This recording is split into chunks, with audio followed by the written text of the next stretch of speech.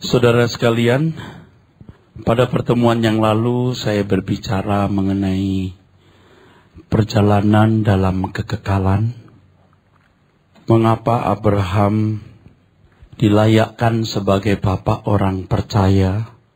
Sebab Abraham memiliki langkah-langkah di mana ia memandang kekekalan. Perspektif hidupnya adalah kekekalan. Walaupun sampai pada usia senja, Abraham belum menemukan negeri yang Tuhan katanya akan tunjukkan itu. Tetapi Abraham tidak pernah mau kembali ke Ur Kasdim. Ia sudah melihat negeri yang mempunyai dasar yang direncanakan dan dibangun oleh Allah.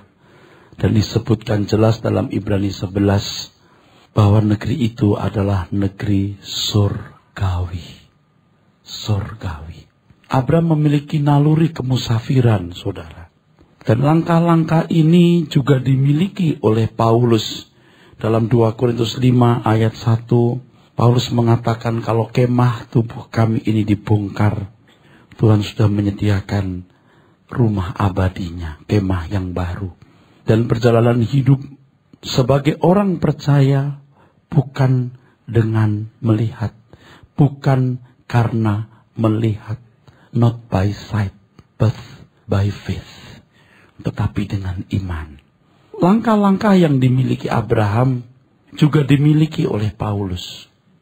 Sekarang saya akan melanjutkan dengan satu bahasan yang masih bertalian dengan hal ini. Naluri kemusafiran harus dimiliki oleh orang percaya yang mengaku anak Abraham. Naluri kemusafiran bukan hanya didasarkan pada kenyataan bahwa kita memiliki waktu yang terbatas dalam dunia ini, dan dunia ini bukan tempat permanen kita. Bukan hanya demikian. Saya ulangi, naluri kemusafiran bukan hanya didasarkan pada kenyataan bahwa kita memiliki waktu yang terbatas dalam dunia ini, dan dunia bukan tempat permanen atau bukan rumah kita. Tetapi naluri kemusafiran kita juga harus didasarkan pada penghayatan bahwa tubuh yang kita kenakan, tubuh yang kita pakai ini adalah tubuh sementara. Ini bukanlah pakaian permanen, bukan kemah permanen, saudara. Kembali di 2 Korintus pasal 5 ayat yang pertama.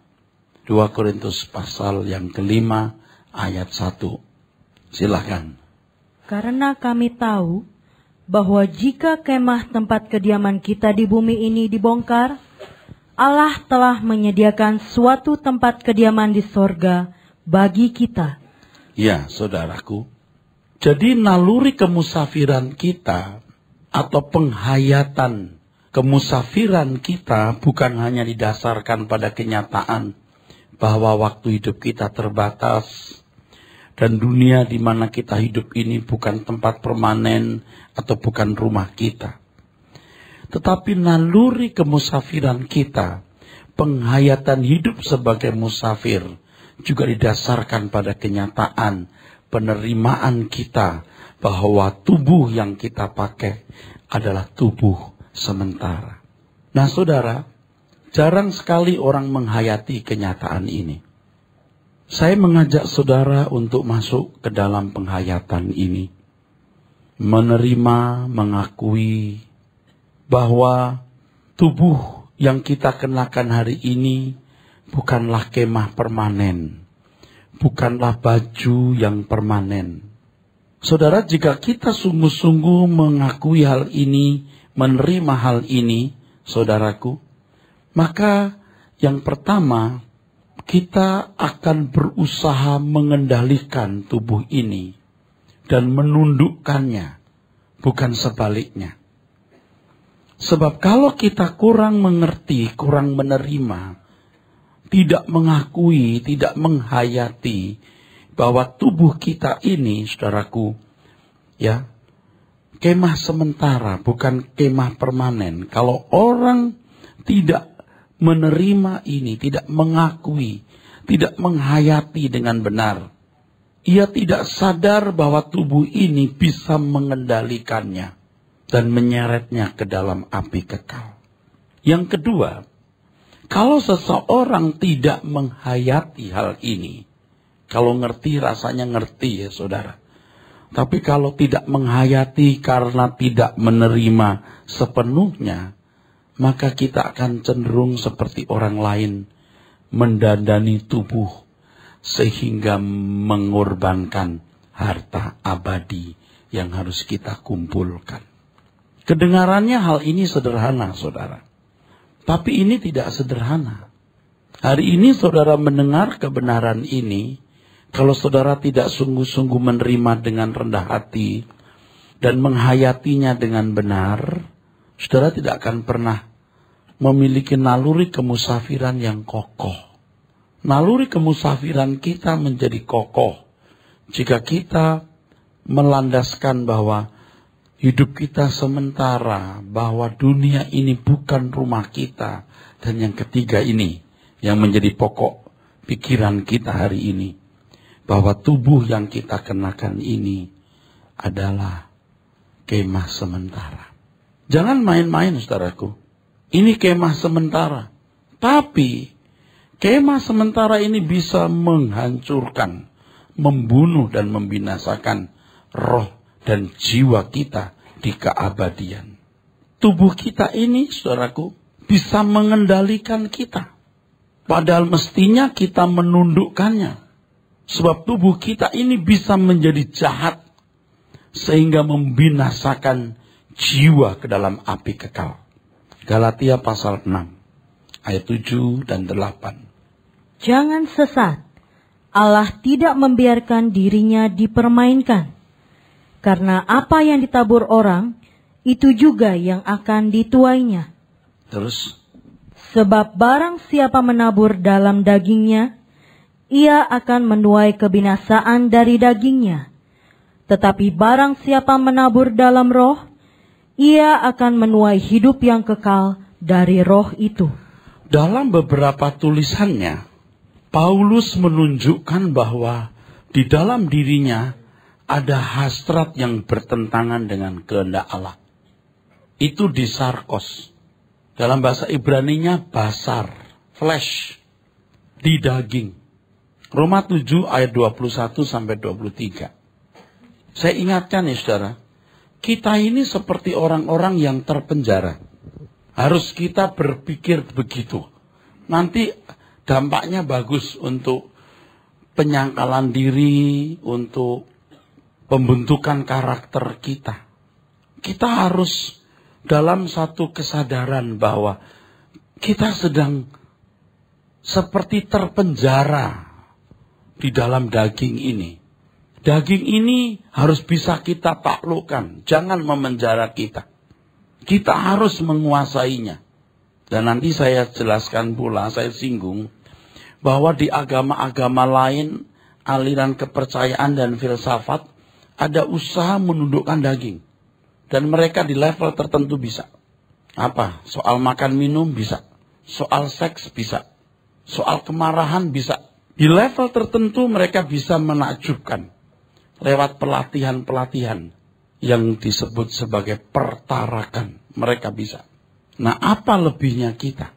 Jangan kita menghindari usaha menundukkan daging ini dengan alasan keselamatan bukan karena perbuatan baik. Kita baca dulu ya. Demikianlah aku dapati hukum ini. Jika aku menghendaki berbuat apa yang baik, yang jahat itu ada padaku. Sebab di dalam batinku, aku suka akan hukum Allah. Tetapi di dalam anggota-anggota tubuhku, aku melihat hukum lain yang berjuang melawan hukum akal budiku dan membuat aku menjadi tawanan hukum dosa yang ada di dalam anggota-anggota tubuhku. Nah, ini yang disebut sebagai hukum dosa atau disebut sebagai sinful nature. Hukum dosa. Bukan hukuman dosa, saudara. Hukum dosa. Ini yang juga disebut sebagai sinful nature. Semua kita mewarisi ini, saudara. Ya, tadi saya katakan kita harus berpikir bahwa kita sedang dipenjara oleh daging ini. Kita harus keluar, saudara. Nanti dampaknya akan sangat signifikan itu. Galatia pasal 5, nanti Roma 7, 21 dan ayat berikutnya dibaca ulang masing-masing. Sebab di dalam ayat-ayat itu mengandung banyak pengertian ya. Sekarang Galatia 5, 17 kita mulai.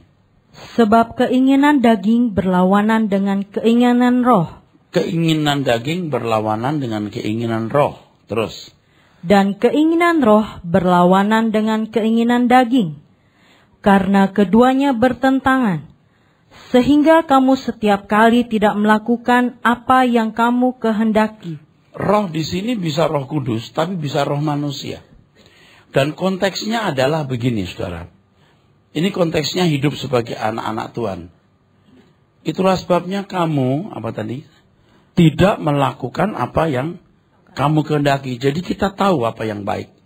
Maksudnya orang percaya ini, kamu ini kan jemaat Galatia.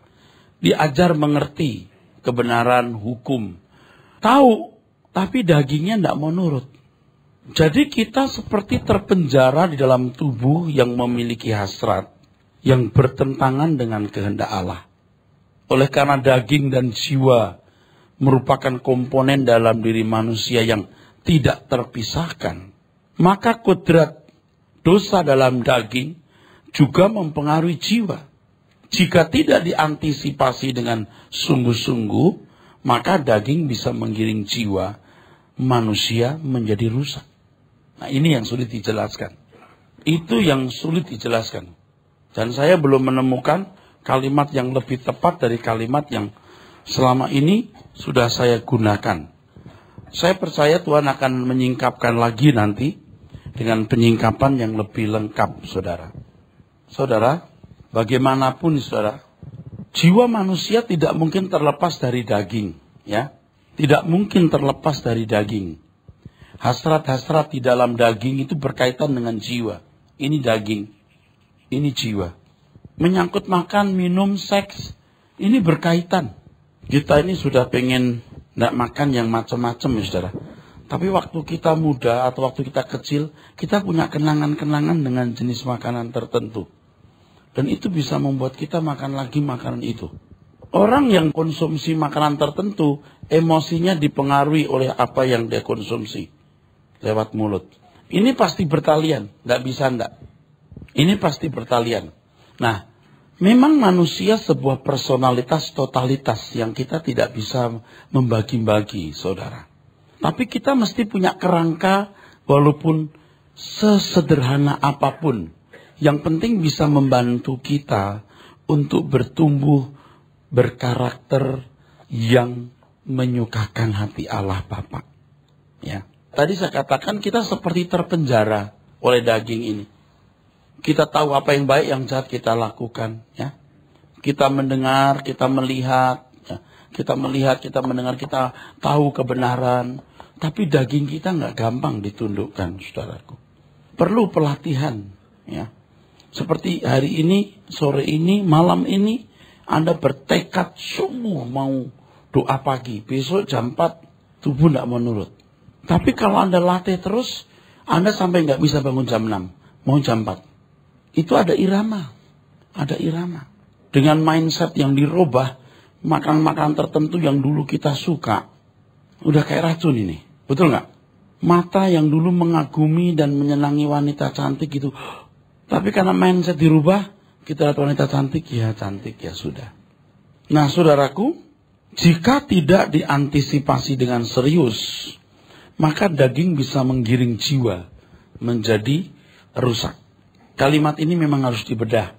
Tapi sementara tadi saya katakan, sesederhana apapun kerangka berpikir ini, yang penting membantu kita untuk bertumbuh dalam karakter yang menyukakan hati Allah Bapa. Pergumulan menundukkan daging ini merupakan pergumulan panjang. Tetapi kalau dilakukan dengan sungguh-sungguh, maka kita dapat hidup menurut roh, bukan menurut daging. Kembali ke Galatia pasal 5. Ya. Ayat 18 dan ayat-ayat berikutnya. Akan tetapi jikalau kamu memberi dirimu dipimpin oleh Roh, maka kamu tidak hidup di bawah hukum Taurat. Perbuatan daging telah nyata, yaitu percabulan, kecemaran, hawa nafsu, penyembahan berhala, sihir, perseteruan, perselisihan, iri hati, amarah, kepentingan diri sendiri, percideraan, roh pemecah, kedengkian, kemabukan, pesta pora, dan sebagainya. Itu sebenarnya kan hal-hal yang berkaitan dengan jiwa. Jadi bukan hanya makan, minum, seks. Tadi apa? Percideraan, perselisihan, iri hati. Betul nggak saudara? Itu ternyata termasuk pada daging. Terus? Terhadap semuanya itu kuperingatkan kamu, seperti yang telah kubuat dahulu, bahwa barang siapa melakukan hal-hal yang demikian, barang siapa, entah Anda jemaat atau pendeta, terus, ia tidak akan mendapat bagian dalam kerajaan Allah. Ya, jangan berkata, kita diselamatkan bukan karena perbuatan baik. Saya sudah bedah itu, ayat itu. Satu kesempatan Paulus berkata kita diselamatkan bukan karena perbuatan baik. Tetapi di teks lain dia berkata, aku berusaha berkenan. Apa enggak kontradiksi? Anda harus tahu latar belakang jemaat yang menerima kalimat itu. Kalau orang-orang Yahudi yang merasa bahwa dirinya selamat karena Taurat, ya, harus dikasih tahu, bukan karena perbuatan baik. Jangankan baik, sempurna, oke. Enggak usah baik, sempurna, tetap juga selamat. Sebab harus ada korban untuk memuaskan keadilan Allah. Setiap kesalahan mendapat hukuman. Karena satu orang semua manusia berdosa. Sekarang ada satu orang yang rela memikul dosa. Maka kebenaran, pengampunan, penebusan, kasih karunia diberikan. Jadi bukan karena perbuatan baik. Setelah seseorang mendapatkan penebusan, dia bertanggung jawab. Nah kan setelah ayat berikutnya, kita ini buatan Allah untuk melakukan perbuatan baik. Itu mesti dibedah ayat itu dengan benar. Sebab pada dasarnya kan keselamatan itu mengembalikan manusia berakhlak mulia. Itu aja, berakhlak mulia. Mulianya itu mulia setaraf Allah sendiri. Maka Tuhan Yesus berkata, kamu harus sempurna seperti Bapa. Kalau Paulus berusaha berkenan, itu bukan supaya dia selamat, karena dia sudah selamat. Di teks lain dia berkata, aku berhutang, bukan untuk hidup menurut daging, tapi menurut roh. Aku berhutang, bukan hidup menurut daging, tapi menurut roh. Jadi, kalau dia berusaha berkenan karena dia berhutang. Dan perbuatan baiknya menunjukkan imannya. Jadi kalau Anda punya kelakuan tidak baik, Anda belum beriman. Saya percaya Pak, percayamu itu palsu. Itu belum percaya yang menyelamatkan. Jangan saudara berkatakan kita selamat bukan karena perbuatan baik. Ya, tapi orang yang selamat pasti berbuat baik. Tapi kok saya tidak bisa ya Pak, berjuang. Paulus berkata, nanti ayat berikutnya kalau di Galatia berkata, ya, aku harus berjalan seiring dengan roh. Pneumatikai stoikomen, berjalan seiring. Dulu seiring siapa? Tidak seiring siapa-siapa, suka-suka aku lakukan apa yang aku mau lakukan. Nah Paulus berkata apa? Kalau kamu mau benar-benar merdeka, jangan lagi hidup dalam perbudakan daging. Itu usaha, tapi usaha itu bukan untuk selamat.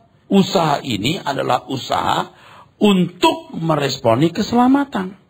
Jadi kalau Anda nggak ada usaha, berarti Anda tidak meresponi keselamatan. Jangan saudara merasa sudah menerima Yesus sebagai Tuhan dan Juru Selamat. Anda hanya menerima atau mengakui statusnya. Itu belum selamat. Percaya itu artinya apa sih? Nah, saya kasih gambaran kan begini. Misalnya di jalan Pak Paulus ketemu seseorang. Gitu. Katakanlah saya, nama saya Bambang. Pak Paulus, nama saya Bambang. Ya, saya orang baik Pak. Percaya sama saya. Loh baru ketemu kok. Pak Paulus berkata, saya baru ketemu, saya harus kenal dulu you siapa. Satu. Yang kedua, kalau saya percaya, lalu percaya untuk apa? Saya orang baik. Apa cukup dengan berkata, Pak Bambang orang baik. Cukup itu. Untuk apa percayanya? Ya saya percaya dia orang baik. Enggak. Kalau kita percaya Yesus Tuhan kita sebagai juru selamat, kita harus kenal. Maksudnya mati di kayu salib itu apa? Kenapa mesti ada kematian di kayu salib? Tahu dong. Siapa dia? Anak Allah. Kenapa mesti turun ke dunia? Kenapa bukan orang lain yang mati di kayu salib? Harus tahu. Kenalin dulu. Baru kenapa aku harus percaya? Udah tahu begitu, lalu untuk apa aku percaya? Ikut jejaknya. Kenapa harus ikut jejaknya? Nah kita jawab. Karena pada mulanya Allah menciptakan manusia nggak seperti ini. Ini mah brengsek tahu. Seperti dia. Nah seperti dia itu gimana? Gelap. Gelap gulita sebenarnya. Rendah hati. Rendah hati yang bagaimana? Lemah lembut yang bagaimana? Sebab lemah lembutnya orang Jawa dengan orang Batak beda. Nah di situ Anda belajar terus. Injil menyelamatkan. Yang pada akhirnya orang itu mengerti kehendak Allah apa yang baik, yang berkenan dan yang sempurna. Jadi man of God punya naluri ilahi, naluri kesucian, bukan melakukan hukum, berkeadaan, kudus berkeadaan, tidak melukai orang, berkeadaan mengasihi sama. Jadi to be, not just to do. Nah, itu sekolahnya panjang, maka Tuhan katakan muridkanlah mateteusate. Kalau dalam terjemahan kita kan menjadikan semua bangsa muridku. Murid itu bisa kata benda, teks aslinya malah imperatif itu, muridkanlah. Jadi kita jangan merasa sudah selamat lalu kita boleh hidup seperti orang lain hidup. Enggak, justru karena you mengenal Tuhan Yesus itu membuat hidupmu jadi lebih berat karena kamu dituntut sempurna.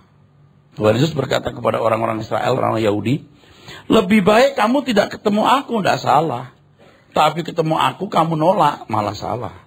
Oh kita nggak nolak Tuhan Yesus, Pak. Saudara tidak ikuti jejaknya, Anda itu menolak dia. Karena maksud keselamatan itu membuat Anda berakhlak mulia. Anda nggak mau berakhlak mulia, Anda berarti menoleh ke belakang. Seperti istri Lot. Jangan seperti istri Lot, kata Tuhan Yesus. Kalau Anda tahu tubuh Anda ini tubuh sementara, kenapa mesti didandani begitu amat sih? Sampai you mengorbankan harta surgawi.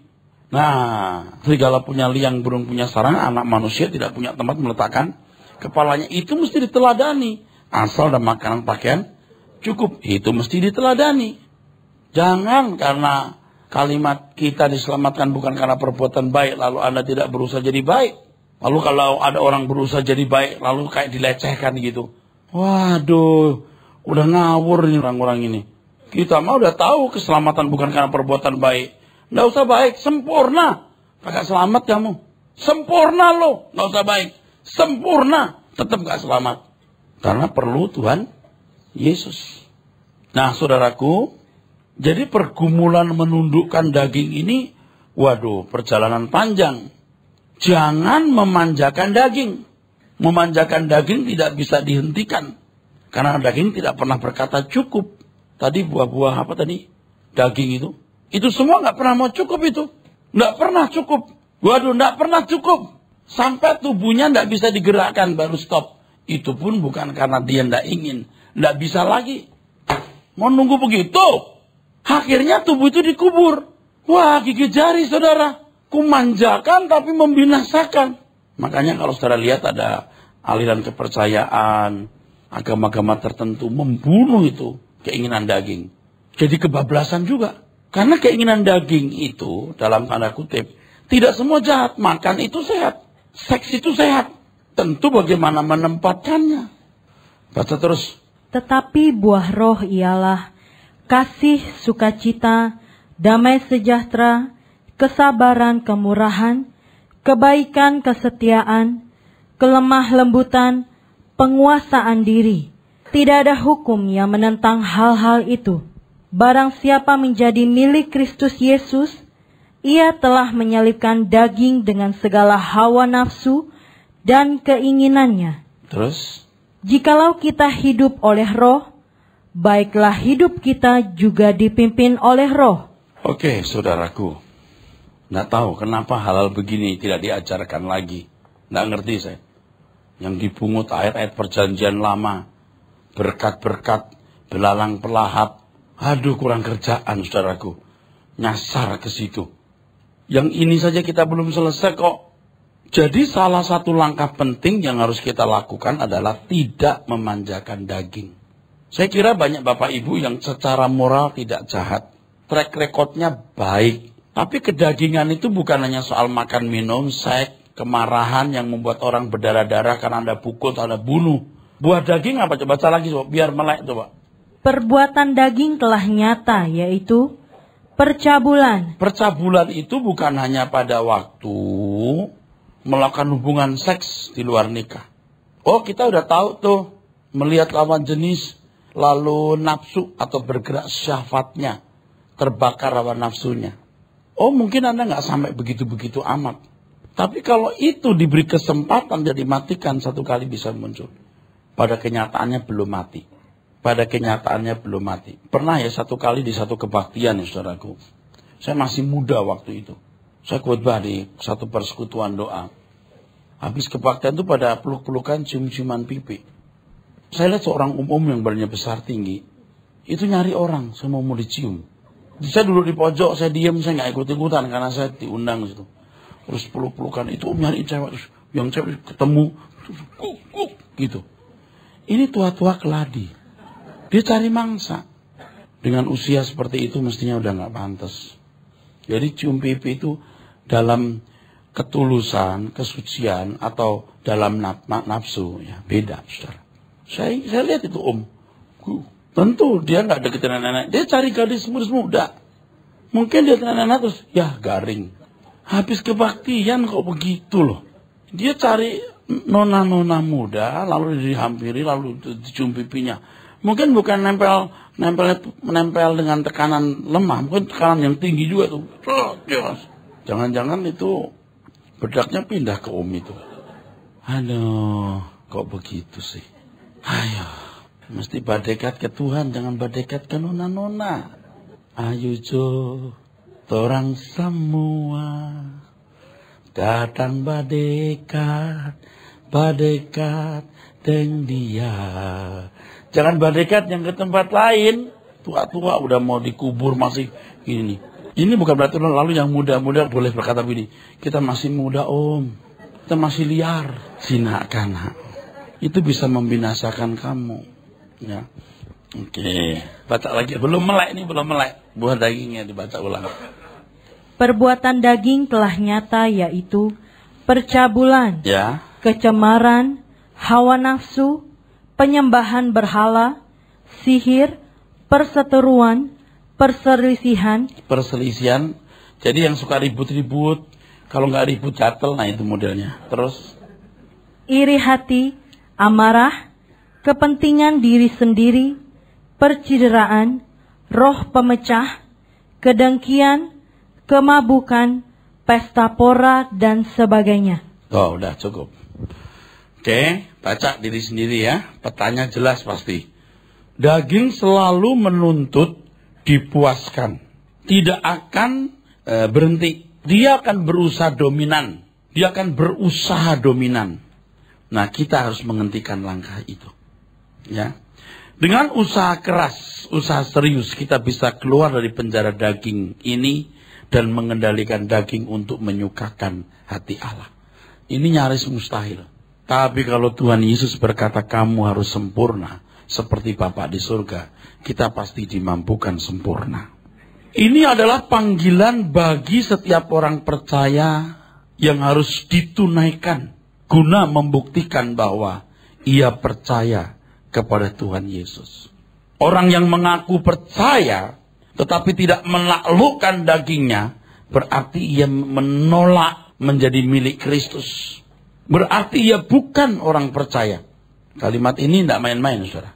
Orang yang mengaku percaya tetapi tidak menaklukkan dagingnya, berarti ia menolak menjadi milik Kristus. Ia bukan orang percaya. Setiap orang Kristen yang benar pasti bergumul di sini. Pasti. Aku tahu apa yang baik, yang jahat kulakukan. Kalau sampai taraf ini, Anda terus jalan terus, bergumul terus, tidak boleh berhenti. Jangan sampai orang itu tidak sadar bahwa dia hidup menuruti keinginannya sendiri. Dan dia punya banyak alasan untuk membela tindakannya tersebut. Saya pernah khotbahkan di sini. Kita sampai melihat dua pribadi dalam diri kita. Seperti ada dua pribadi. Sampai kita lihat pemisahannya. Ini roh di daging. Harus sampai di situ. Jangan mix campur, saudaraku. Sampai kita bisa membedakan. Kenapa aku ingin ini? Nggak boleh, mestinya begini. Kan kadang-kadang kita itu sombong tanpa kita sadari. Maksud ngomong begini tuh untuk dipuji. Maksud bertindak begini supaya dimenangkan. Nanti lama-lama kita lihat itu. Tentu nurani kita juga harus hidup. Dan supaya nurani kita hidup, otak kita harus cerdas. Cerdas berhikmat. Dengan pikiran yang cerdas berhikmat oleh firman Tuhan, nurani kita hidup. Tajam, scanningnya tajam. Kita scanning sendiri langkah-langkah kita ini. Nah, untuk meneguhkan pernyataan ini, orang yang mengaku percaya tapi tidak menaklukkan dagingnya berarti ia menolak menjadi milik Kristus. Dia bukan orang percaya yang benar. Galatia 5 itu, ayat 24 sampai 25. Barang siapa menjadi milik Kristus Yesus, ia telah menyalibkan daging dengan segala hawa nafsu dan keinginannya. Mau tidak mau. Kita nggak bisa bilang, Tuhan tolong salibkan aku. Kamu menyalibkan dirimu sendiri. Makanya ya, pelayanan pelepasan itu ada yang nggak pas. Saya tidak katakan pelayanan pelepasan semua salah. Seolah-olah roh marah, roh kebencian, roh percabulan, roh ketidakjujuran bisa dicabut dengan gampang. Dalam nama Yesus. Roh ini, roh itu, cabut. Nggak bisa. Kalau kita nyanyi matikan aku Tuhan itu nggak mati otomatis. Tuhan izinkan kita menghadapi banyak masalah-masalah dalam hidup. Di situ kita diajar menyalibkan daging. Kan saya udah bilang begini. Saudara kalau lagi di gereja ini kan manis-manis ya. Kelihatan kudus banget ya. Nggak kelihatan emosinya apanya gitu. Iya. Kalau waktu di gereja kan lagunya mataku tertuju padamu. Kalau di mall gimana? Mataku jadi jelalatan. Nah ini. Oke. Ingat ini ya, saudara. Seperti gini, saudara. Banyak kapal. Ini belum terbang. Sebab belum terbang. Ini malah dimatiin ini mesti. Ini keinginan-keinginan daging kita. Dia harus diterbangkan ke atas. Diterbangkan tuh. Baru ditembak. Anda misalnya orang yang gak jujur. Anda pasti diberi kesempatan nyolong. Iya. Nyolong gak ya? Disitulah Anda belajar. Ini sebenarnya masih tataran umum loh. Belum tataran yang lebih dalam loh. Ini masih umum loh. Sebab kesucian Tuhan itu bukan hanya tidak mencuri, tidak membunuh, tidak berzina. Bukan hanya itu. Tapi Tuhan bekerja dalam segala hal mendatangkan kebaikan. Jadi ketika kita mengatakan matikanlah aku Tuhan. Gak langsung jadi mati. Matikanlah aku Tuhan. Habis nyanyi begitu, lihat perempuan langsung najis. Nggak begitu. Tetap ada. Diberi kesempatan ketemu. Kesempatan berbuat dosa. Nah di situ kita punya komitmen nggak? Di situ dilatih Tuhan. Bertahun-tahun. Kejujuran, kesabaran. Kita nggak bisa berkata begini, Tuhan berikan aku kesabaran seperti kesabaran Yesus. Ajarilah kami ini. Lalu Tuhan mencurahkan kesabaran seember besar sehingga penuh. Yang tadinya pemarah, galak, begitu diguyur kesabaran, jadi jalannya beda. Tidak bro. Anda di gereja bilang, Tuhan bentuk aku, beri aku kesabaran. Keluar malah ketemu orang yang kita marah. Saya dulu suka kasih ilustrasi, orang yang gampang tersinggung, orang yang harga dirinya tidak mau tersentuh. Justru ketemu hal-hal yang buat dia marah. Ya, langkah pertama untuk kelas SD, orang buang muka. Ciut. Nah besok lagi menghadapi hair. Dia buang muka, Anda udah belajar gini. Ya, 6,5. Sampai orang buang muka, Anda buang senyum. Orang buang muka, Anda buang senyum. Itu baru tingkat awal. Tingkat berikutnya, orang buang ludah. Sampai tingkat orang buang ludah, Anda telan ludah. Naik kelas kan? Tapi itu belum. Berikutnya, diludahin. Nggak muka, depan, slot. Memang nggak ke muka, tapi kan hujan lokal. Nah, di situ. Lulus nggak? Kan tahapan-tahapannya itu ada. Betul nggak? Ya. Tahapan-tahapannya itu ada. Disitulah proses itu berlangsung, saudaraku. Jadi kalau Anda menghadapi orang yang membuat Anda jadi kesel, marah, kecewa, itulah sekolahnya. Kenapa aku dibenci semua orang? Kenapa aku dihina? Itu sekolahnya. Nangkep saudara? Nanti diberi kesempatan nyolong lah, segala macam kesempatan berbuat dosa. Di situ Anda belajar berkata tidak. Kalau tidak ada kesempatan berdosa, belum ketahuan Anda setia nggak sama Tuhan. Oke, jangan puaskan ini saudara. Nggak lama kok ini. Oke, terus. Ayat 25. Ya. Jikalau kita hidup oleh roh. Kita hidup oleh roh, terus. Baiklah hidup kita juga dipimpin oleh roh. Baiklah hidup kita juga dipimpin oleh roh. Dipimpin oleh roh ini maksudnya adalah berjalan seiring. Kalau dulu kita mana mau seiring. Seiring sama siapa? Suka-suka aku. Aku mau maki dia, aku maki dia. Gue gak takut kok. Nah, perempuan pun ada yang begitu loh.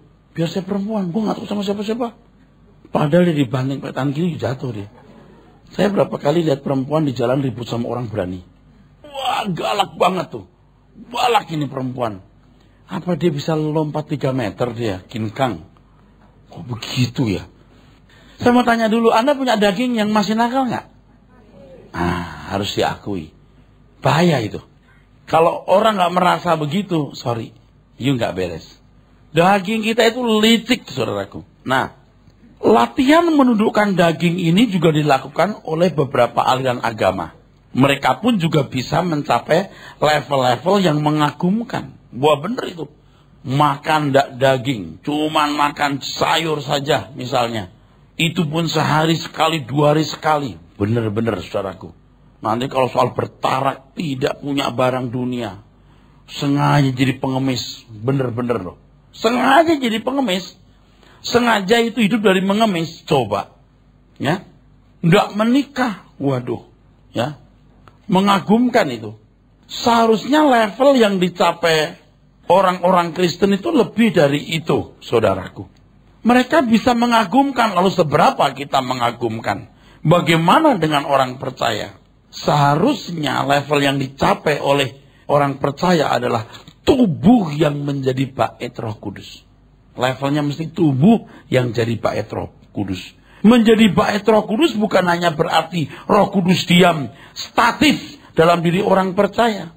Tetapi segala sesuatu yang dilakukan oleh tubuh ini sesuai dengan keinginan Allah Bapa.